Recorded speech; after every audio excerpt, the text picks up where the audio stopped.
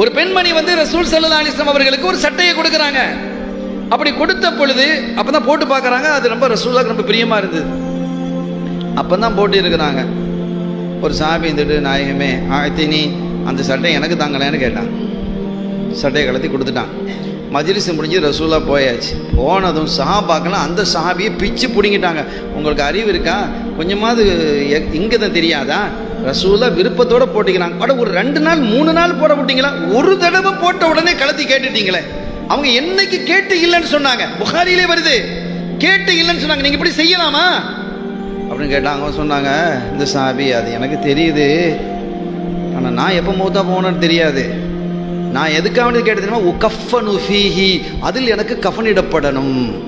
அவங்க ஈமானை பார்த்தீங்களா? ரசூல்லா மேலே பட்டுட்டு அவங்க நம்புகிறாங்க. அவங்க மேலே பட்டுட்டு அவங்களுடைய மேனியை தொட்ட ஒரு ஆடை நமக்கு கஃனாக இருந்தால் கபரு நம்மை நெருக்காது, கபரு நம்மை தண்டிக்க முடியாது அப்படின்னு நம்ம நம்பிக்கை. இப்படி ஈமான் கொள்ளுங்கிறான் அல்லாஹ். என்னப்பா நீங்க ஆமீனு கமாமன் அன்னாஸ், இந்த ஆயத்துக்கு என்ன விளக்கன்னு எழுதிப்பா தஃப்சீர் எடுத்து பாருங்க. ஆமீனு கமாமன் அன்னாஸ், அந்த அன்னாஸ்ங்கிறது யாரு? சஹாபிகள் ஈமான் கொண்ட மாதிரி நீங்க ஈமான் கொள்ளுங்க. எப்படி சொல்லி வச்சிருக்கிறாங்க இந்த பிள்ளைகளை, எப்படி திசை திருப்பி இருக்கிறாங்க மக்களை.